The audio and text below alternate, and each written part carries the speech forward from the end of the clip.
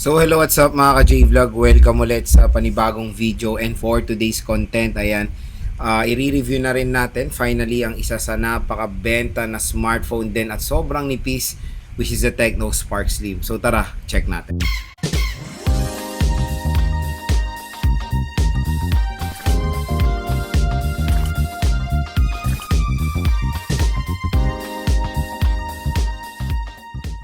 So yun mga ka-J-Vlog, shoutout sa mga nakanood ng ating unboxing video dito sa Tecno Spark Slim. Cut action. Dito sa Tecno Spark Slim, and this time, ayan, i-full review na rin natin itong smartphone na to. At yun nga, nakakatuwa kasi sa Tecno Spark Slim is sobrang nipis niya lang. Spec sheet, mas manipis ang iPhone Air, pero in actual, kasi meron akong iPhone Air, parang nagiging mas manipis siya dahil sa pagka 3D curve nung front display na itong smartphone na to. So sobrang lupit, napakanipis, ang gaan, very convenient gamitin at napakabilis din itong smartphone na to. So ang SRP nito is around 10,000 pesos, pero sa online mga idol, pwede nyo ito makuha ng 8,000 pesos lang. So ang maganda pa dito, meron pang special voucher dito sa ating video. So pag clinic nyo tong view products natin dito, meron po magge-generate na special voucher up to 1,000 pesos off ang pwede nyo makuha dito sa Tecno Spark Slim. So very ano yun, no? Kumbaga ang laki nung matitipid nyo pag dito kayo bibili sa online store. So again, pag bibili kayo sa offline or sa mga mall, syempre SRP tayo. Malayo ang presyo niya dito sa online. Ang magandang advantage sa online is syempre official stores po yan ng mga brand na gusto nyo. For example, itong Tecno Spark Slim sa official store po tayo ni Tecno bibili. And yun nga, when it comes sa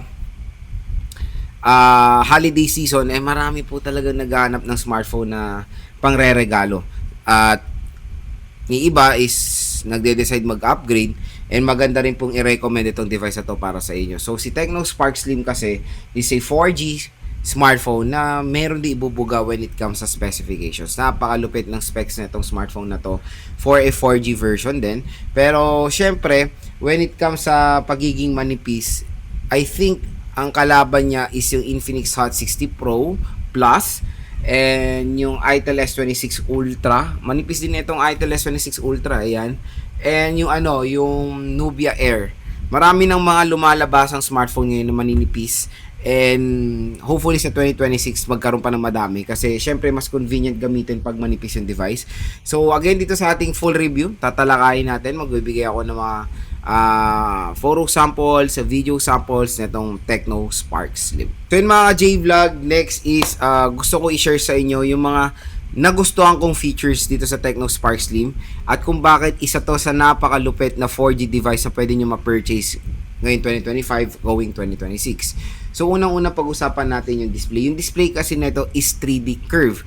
At dahil sa pagka 3D curve ng display niya, nagmumukhang mas manipis ang Tecno Spark Slim sa iPhone Air. Pero in paper, manipis ang ang iPhone Air. Pero sa ergonomics or sa design build quality, mas nagmumukhang manipis po ang Tecno Spark Slim. Pero again, kumbaga, 'di ba, na napupusuan yung iPhone Air, gusto niyo ng smartphone na manipis. Ito may alternative kayong Android na magagandang i-recommend sa inyo. Napakaganda ng display niya, very premium AMOLED display, malaki. At syempre, ito pa maganda balita, naka 144Hz refresh rate na si Tecno Spark Slim.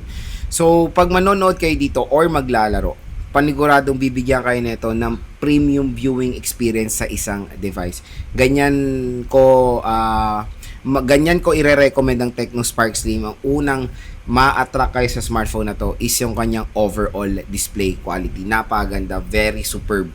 Next, yung chipset. So, yung chipset niya is yung bago na 4G chipset ngayon, the MediaTek Helio G200. So, yung chipset na yan, panigurado makikita na natin more on common yan sa 2026. Baka mas maging mura pa siya. Pero G200 na try ko na yan several times, including sa Infinix Hot 60 Pro Plus. And okay naman, nakaka-handle din naman siya ng mga games. Nakapaglaro na rin ako sa Tecno Spark Slim. So far, so good naman siya. Nakakatuwa dito, it can handle games tapos sobrang nipis. Kumbaga, pag maglalaro kayo na matagal sa Tecno Spark Slim, hindi kayo makangawit or hindi kayo mahahassle dahil magaan na nga siya, manipis pa mga idol. So again, yung processor ay hindi po mabagal. Pwede yan gamitin for gaming. Next, yung kanyang camera. Sa camera, when comparing sa Infinix Hot 60 Pro Plus, syempre hands down mas maganda yung Infinix Hot 60 Pro Plus when it comes sa camera. Pero dito sa Tecno Spark Slim, may ibubuga rin siya. Ang pinaka-favorite na feature ko sa lahat ng Tecno smartphone is yung Sky Shop. So for example, nasa pasyalan kayo, may scenery na medyo makulimlim, 'di ba? Kung gusto niyo take ng photo ng maganda yung scenery, kumbaga yung sky maaraw, sobrang blue yung sky, pwede nyo gamitin yan sa AI ng Tecno Spark Slim. So, very convenient and kumbaga napakagandang feature ng isang smartphone para sa mga photography nyo, diba? At ang nakakatuwa syempre dito sa Tecno Spark Slim, pagdating sa camera, mukha siyang may mukha. At nagre-resemblance siya sa isang character na si Baymax. So, tawag ko nga dito sa Tecno Spark Slim ko is Baymax kasi kulay puti siya, tapos yung mata niya is parang linya-linya na umiilaw, diba? Napaka-solid. Very innovative sa part ng Tecno. Pero again, i-off nyo yan. I-off nyo yan kung hindi nyo kailangan. So again, advice ko lang sa inyo kung hindi nyo gagamitin, i-off nyo yan. Kasi pag naka-on yan na matagal, kahit madilim or hindi nyo umiilaw yung smartphone na yan. Meron namang ding time na naka-schedule. Ang tawag dyan is mood light. Pwede na may schedule yung on and off nitong feature ng Tecno Spark Slim. So, yung mood light na yan, for notifications din. Pero when it comes sa design and aesthetic, yan yung habulin nyo sa smartphone na to. Yan yung habulin nyo sa smartphone na to. Kasi paniguradong eye-catcher itong si Tecno Spark Slim, J-Vlog. Operating system, it's Android 15 with iOS 15. So, syempre, nasa updated pa siya na software ng Android. And let's hope next year, ma-update to sa Android 16. Parang naman nagkakaroon na rin si Tecno ng history pagdating sa update ng mga devices sila. So let's hope magkaroon na rin dito sa Tecno Spark Slim at matagal natin siya magamit. Kasi nakikita ko rin naman na pinapromise sila sa box na ilang taon na fluency sa device. So I don't know kung support din yan ng mga OS updates, pero pagdating sa fluency, pinapromise sila na kahit gano'ng katagal yung device nyo, maganda pa rin ang performance at hindi po siya maglalag. Yun yung promise nila. Tingnan na lang natin. Ayun nga sa camera specs, it has a 50 megapixel main camera and a 13 megapixel front-facing camera. Ang maganda pa sa Tecno Spark Slim, meron siyang in-display fingerprint scanner na parehong-pareho din, of course, sa Infinix Hot 60 Pro Plus. And sa battery naman, since manipis to, nakakatuwa. Diba? Manipis na nga siya, pero it can provide a 5,160 mAh non-removable battery. Compare nyo naman yan sa iPhone Air na meron 3,300 mAh battery capacity. Pero syempre, hindi tayo magbe-base sa taas na milliampere battery capacity when it comes sa iPhone. Kasi kahit na maliit ang milliampere battery capacity ng iPhone, makunat din po ang iPhone Air dahil yan sa kanyang napaka-solid na software optimization. So, specs-wise, malaki ang battery capacity ng Tecno Spark Slim at nakakagulat sa malaking battery capacity na yan na maintain nila yung slimness netong smartphone na to. And syempre, maganda rin balita, meron to support sa 45 watt fast charging. So, yung 5,000 mAh battery capacity na makikita natin sa Tecno Spark Slim, sobrang saglit lang mapu-full charge dito sa smartphone na to. And syempre, when it comes, and meron siyang bypass charging na napakagandang feature yan. Of course, pag naglalaro kayo, meron siyang ganyang feature. And pagdating sa material na ginamit nila sa back cover ng Tecno Spark Slim is fiberglass, hindi po yan polycarbonate. So, syempre, fiberglass, meaning lighter material, since itong smartphone na to ay nakafocus sa ganyang form factor, pagiging manipis and lightweight. So yun mga ka-J-Vlog, yung mga nagustuhan ko na features dito sa Tecno Spark Slim. And yes, definitely for its price below 10,000 pesos, napakasulit, napakaganda nitong smartphone na to. At pwede siyang i-recommend sa lahat ng mga consumers, all-rounder, kumbaga. Pwede siya sa mga consumers na for gamers, motor taxi riders natin, delivery riders, ano pa ba, mga online sellers, sa mga students natin, kung naghanap kayo ng isang smartphone na very snappy rin naman, and syempre meron siyang reasonable RAM, 8GB of RAM, and 256GB of internal storage. So, yon. Kung interested kayo, dito na yan sa ating View Products, i-click nyo na yan, dahil dyan sa ating link, meron pong naghihintay pa sa inyong additional discount voucher upon checkout.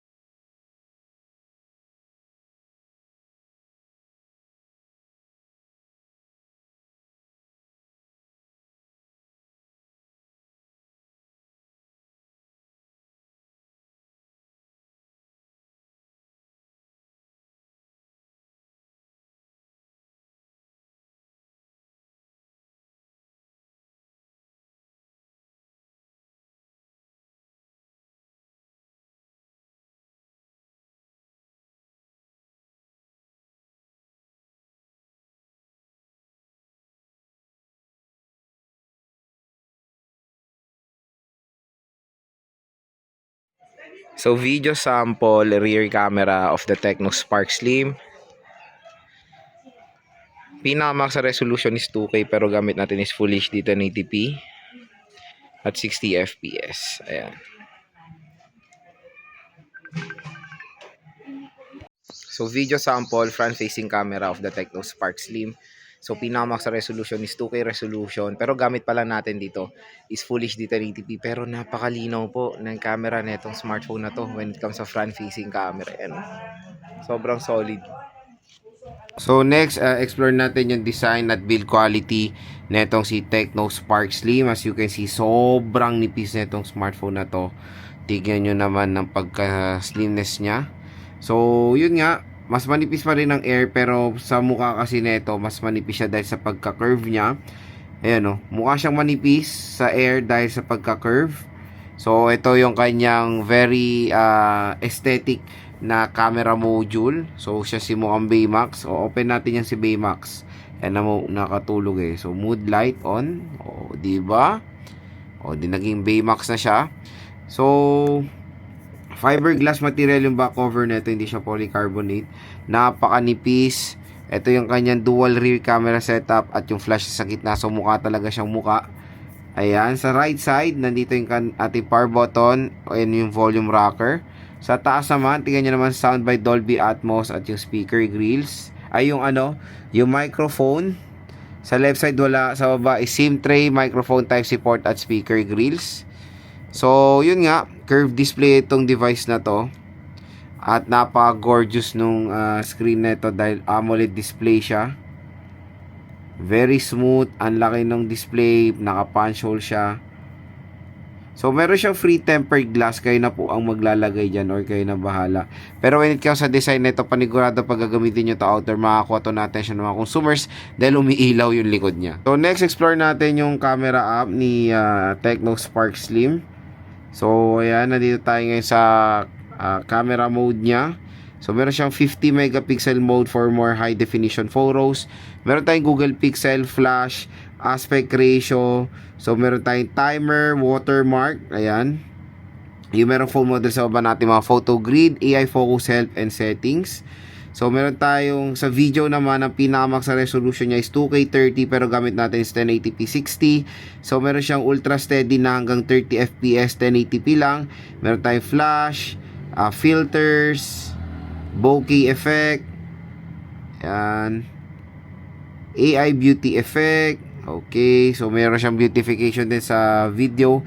At ito maganda yung AI GC portrait. Ayan, di ba yung uso ngayon mga AI meron yan dito. So meron tayong portrait mode for background blur. Syempre super night for low light shot at some more. Marami. Ito yung pinaka-favorite ko talaga, yung Sky Shop. Meron siyang time-lapse, dual video, vlog mode, slow motion, and pro mode, panorama, and scan documents. Sa front-facing camera naman ng Tecno Spark Slim, ayan, meron tayong super night din sa front-facing camera, portrait mode for background blur, at syempre, pinaka-importante sa front-facing camera is yung beautification. Ayan. AI camera. Ayan, pwede natin pa wider ng konti lang naman. And meron tayong video. Sa video naman, ang pinamax na resolution niya rin sa front is 2K 30 pero meron tayong 1080p 60 fps. Ayan. Parang mas dumilim siya. I don't know. Ayan. So, ayan mga ka-J-Vlog, ang camera app ni Tecno Spark Slim. Very simple lang naman. So, speaker test tayo dito sa Tecno Spark Slim. So, dual steer speaker siya. Isang speaker dito at isang speaker ata dito sa earpiece. So, check natin. Hello, what's up mga ka-J-Vlog? Welcome ulit sa panibagong video. Yes, sa and earpiece. for today's content, ayan, mag-unbox tayo ng Nakanipis, isang mega price drop na tablet ngayon, which is a Samsung Galaxy Tab A9 Ganda ng display. Plus. Sarap manood. So, No? tara, check natin. Okay. Bass quality okay. Loudness. Andun na rin for steer speaker. So yun na mga ka-J-Vlog, ang Samsung Galaxy Tab A9 Plus, ang bagong labas. Ganda ng bass, ngayon. Ay, hindi. Ang bagong nakuha ko ngayon na i-review. So matagal na So when it comes sa speaker niya, okay na okay yung sound quality. Malakas din naman kahit pa paano yung speaker. At yung base quality buo. Kaya kung i-rate ko yung speaker niya for its price na 8,000 pesos, one of lowest and highest, ang score ko dito nasa perfect 10. So next, biometrics test tayo dito sa Tecno Spark Slim. So try muna natin yung kanyang in-display fingerprint scanner. So start tayo. Okay. May effect pang ganyan, no? Oh, di ba? So okay naman. Fast and accurate naman. Next is face unlock. Face unlock, fast and accurate din naman. Then mga ka-J-Vlog, the main question, Lods, ano ba? Bibili na ako ng smartphone ngayong payday. Sulit ba ang Tecno Spark Slim? The quick answer dyan, definitely yes. Isa to sa pinakamagandang smartphone for a budget na below 10,000 pesos. Napakamura, ang ganda ng specs, very aesthetic yung design, at kumbaga, yun nga, perfect to sa lahat ng mga consumers. Kumbaga, yung specs nito is well fitted sa kanyang price segment. So, again, yung kanya SRP, medyo malayo yan pag bibili nyo sa mall. So, syempre, sa mall is SRP. Pero dito sa online, sa ating product link, napakamura lang ng Tecno Spark Slim. Pwede nyo makuha ng 8,000 pesos at meron pa additional voucher yan upon checkout. So, again, for me, napakaganda. Sobrang nasatisfied ako sa performance nito while using it sa camera niya, sa display, and of course, nung naglalaro ako.